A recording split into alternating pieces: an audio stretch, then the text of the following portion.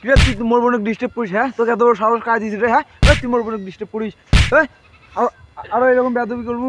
বন্ধু কেমন আছিস? এই তো আলহামদুলিল্লাহ ভালো, তুই কেমন আছিস? আছি আলহামদুলিল্লাহ। বর্তমান দিনকাল কেমন যাচ্ছে? এই তো আলহামদুলিল্লাহ ভালো।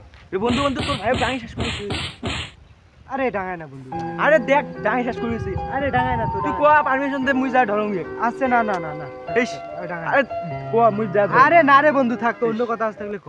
কি রে বন্ধু তোর ভাই এত মারধর করিস, তুই কিছু কেমবা বললি না, কারণ দেখি? আরে বন্ধু ওইগুলো কথা বাদ দে, অন্য কথা থাকলে বল। আরে বন্ধু কি সমস্যাটা কি বল? তাহলে শুনবি, তাহলে শোন। কিরে এই এলাকা দিলে তুই কি করবে লাগছিস? ওই কি করছ মুই? লাল বেগুনের সাথে কি লাগাছিস? সকালে আসি মুখ কবা লাগছে। মুই কিছু কর নাই, মাইছে গলে হবে। শোন, মুই তোর বড় ভাই হিসেবে তোকে একটা কথা কম, কি জানিস? তুই এমন করে করবেন না, আর একদিন যদি কোনো করিস একে কান ছাকা তুই কাক থাপড়া বাচ্চাইস রে, তুই বড় ভাইছিস, বড় ভাইয়ের মত তুই বুঝা। এই বেলা বেয়াদব চানা মানে শোক দিয়ে বেয়াদব হয়ে গেছে, বেয়াদব চানার সাথে বুঝছিস তাহলে বিষয়টা? হ্যাঁ বন্ধু বুঝছম। হট তোর ভাই ওটা হট, সেই জন্য ওই বিষয়ে আমি তোর কথা বলছিস।